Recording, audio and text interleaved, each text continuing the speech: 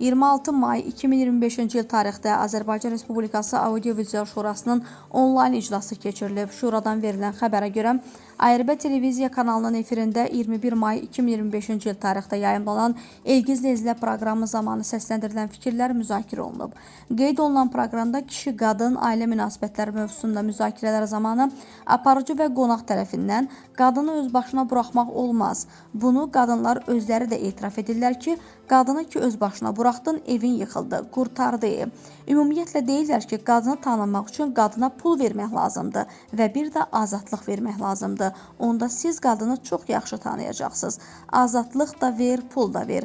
O qadının sonra əl ayağını yığışdırmaq olar. Pulu da verəsən, azadlığı da verəsən fikirləri səsləndirilib.